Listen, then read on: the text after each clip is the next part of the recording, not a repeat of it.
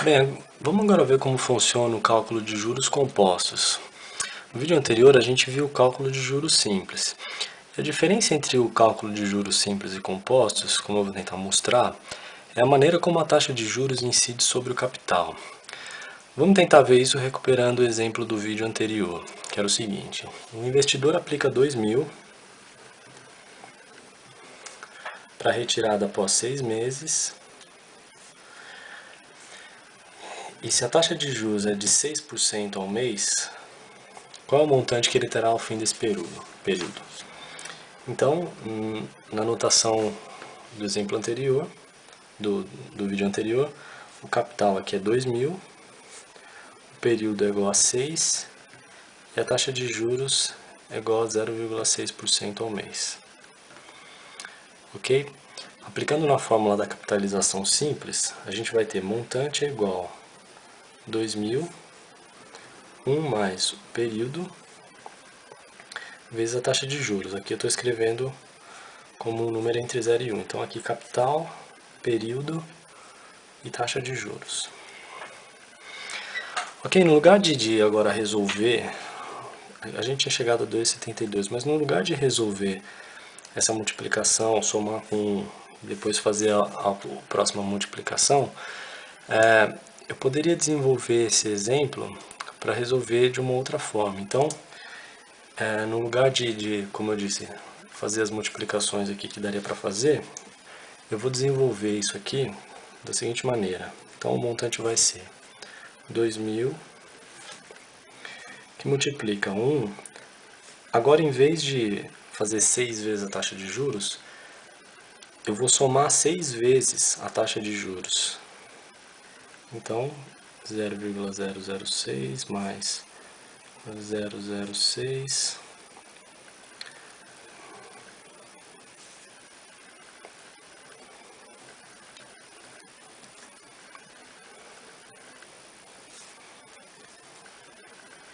Então, aqui a gente tem uma soma de 6 termos, que na verdade é o que está resumido aqui nessa multiplicação. Continuando, eu vou ter 2.000, agora eu vou fazer a propriedade distributiva, que 2.000 vai multiplicar cada um dos termos. 2.000 mais 2.000 vezes 0,006 mais 2.000 vezes 0,006 até o último. Não vou ficar repetindo aqui para ser mais objetivo. Ok? Então, expressando dessa maneira diferente, a gente tem o capital somando mais 6 termos nos quais são calculados o capital vezes a taxa de juros. É isso que está resumido na fórmula quando a gente multiplica o período pela taxa de juros. Como se vê, então, no cálculo de juros simples, a taxa de juros multiplica sempre, nesse exemplo, 2.000, que é o capital. E essa é a particularidade no cálculo de juros simples. É o que vai se modificar no cálculo de juros compostos, que corresponde ao regime de capitalização composta. Vamos ver um exemplo para explicar melhor. Suponha que o indivíduo, então agora, cálculo de juros compostos, como é que funciona? Suponha que o indivíduo coloque R$200 numa aplicação por 3 meses a uma taxa de juros de 0,5% ao mês.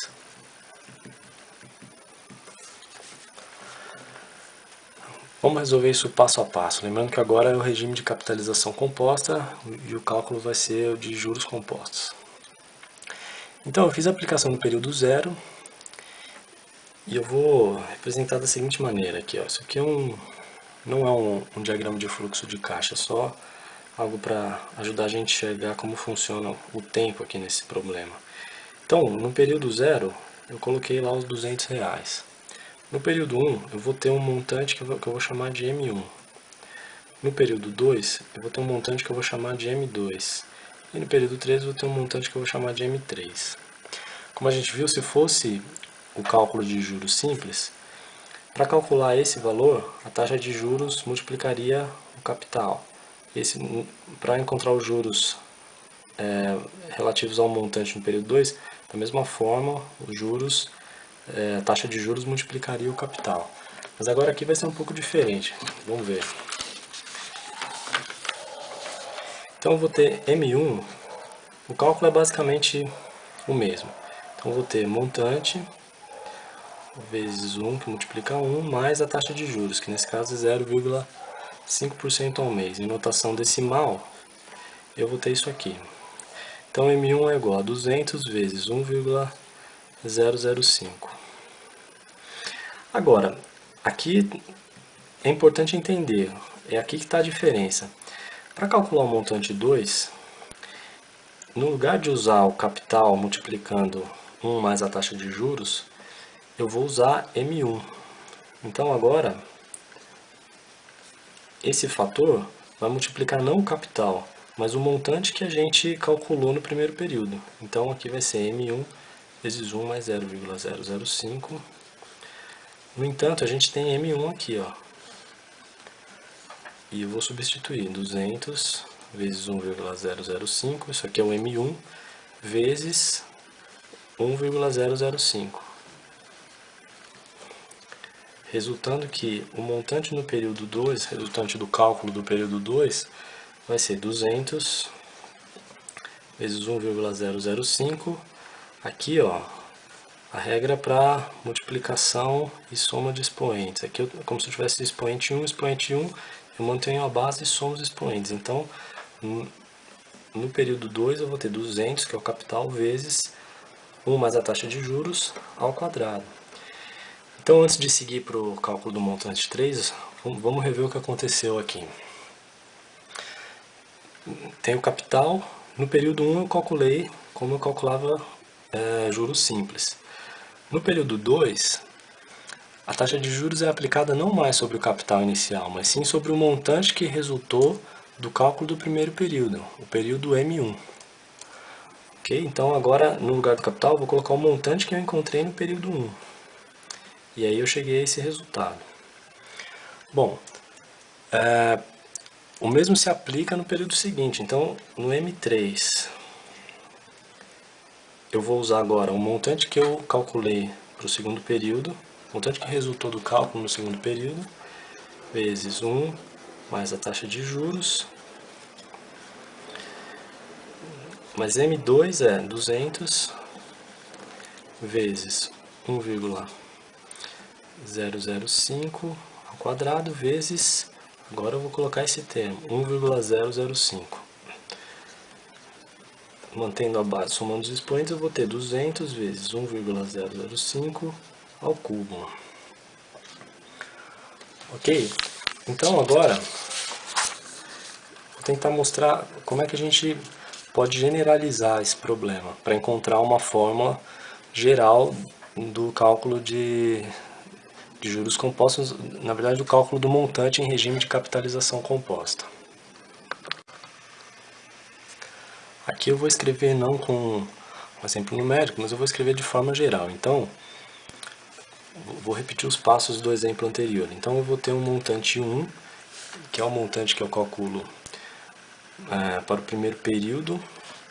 Então, eu vou ter o capital, que vai ser dado no problema, que multiplica 1 mais a taxa de juros. No segundo período, lembrando, não vou mais usar o capital, eu vou usar o montante que eu encontrei calculando no período 1. Então, M1 vezes 1 mais a taxa de juros. No entanto, M1 é C que multiplica 1 mais a taxa de juros. Então, isso aqui é M1. E agora eu vou multiplicar de novo por 1 mais a taxa de juros, que corresponde ao resto da fórmula. No período M3, só mais uma coisa aqui, vai ser C1, C vezes 1 mais I ao quadrado. M3 vai ser M2 vezes 1 mais I. M2 é igual a C vezes 1 mais I ao quadrado.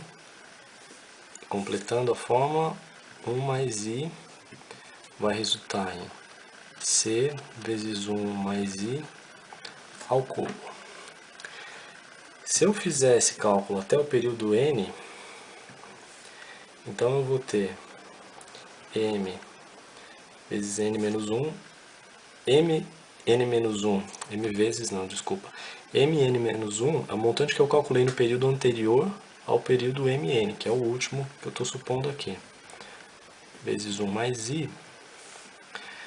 Isso aqui, generalizando, vai ficar capital vezes 1 mais I elevado a N.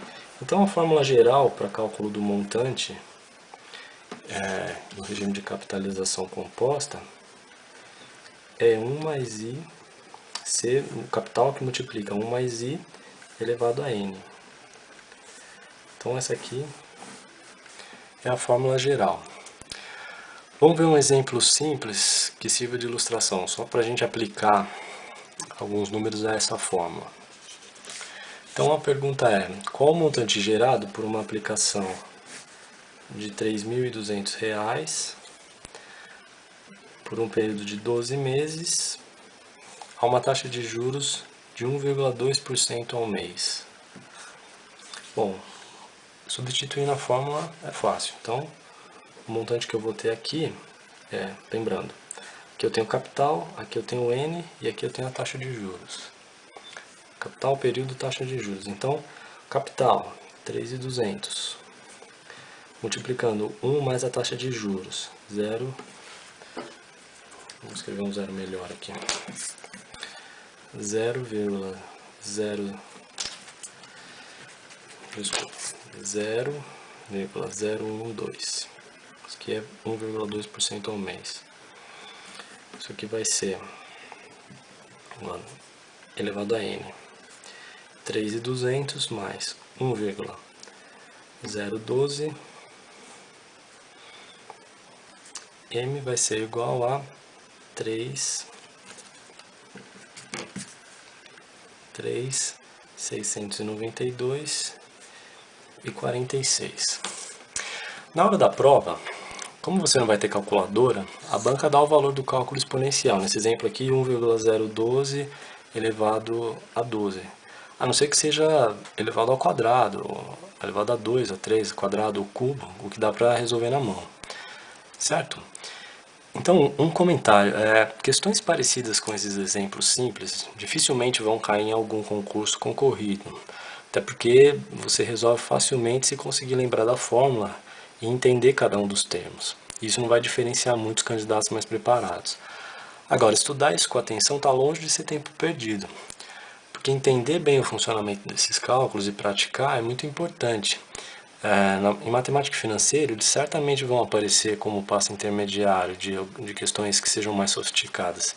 Então, se você não entende bem os cálculos e não pratica, dificilmente vai conseguir avançar em questões mais complexas. Para finalizar, vamos dar uma olhada numa questão de prova da Caixa Econômica de 2008. Aparentemente, ela trata desses assuntos que a gente acabou de ver. Aparentemente porque, na verdade, você só precisava saber interpretar um gráfico, você não teria que fazer conta nenhuma. Mesmo assim, eu vou aproveitar o gráfico para mostrar a diferença entre os dois regimes de capitalização. O gráfico mostra no eixo horizontal o tempo, sem especificar mês, ano, qualquer coisa, e assinala apenas o número 1, que é indicado aí como unidade de tempo, e o eixo vertical mostra o montante. Lembrando que montante é igual a capital mais juros. Então, eu vou tentar esboçar o gráfico aqui para a gente ir acompanhando. Então, a gente vai ter um gráfico mais ou menos da seguinte maneira. Aqui é tempo, aqui é montante. Ok? E aí a gente vai ter um gráfico que é uma reta e outro gráfico que tem um formato exponencial. E aqui, né, onde esses gráficos se encontram, eu vou ter a unidade de tempo.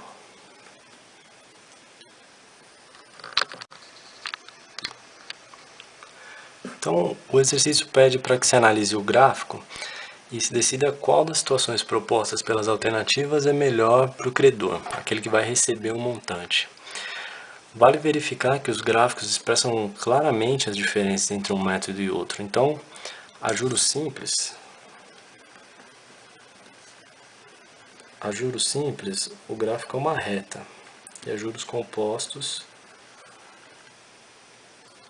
ele tem esse formato de uma curva exponencial.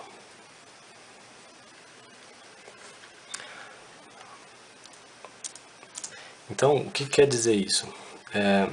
A juros simples, o fato de ser uma reta, mostra que ele está crescendo em quantidades constantes, devido ao fato que a taxa de juros e capital não se alteram no cálculo de juros a cada período. Então, lembrando, a taxa de juros é aplicada sempre ao valor inicial do capital.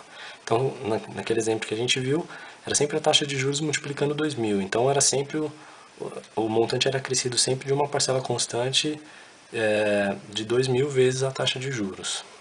Já juros compostos, fica claro que o montante aumenta em quantidades crescentes, o que se deve ao fato de que, embora a taxa de juros também seja constante, ela incide a cada período sobre um valor maior, produzindo um efeito que é comumente conhecido como juros sobre juros. Então, lembrando, a gente não tem mais a taxa de juros a cada período incidindo sobre o capital inicial, mas sim sobre o montante que a gente obteve no cálculo do período anterior.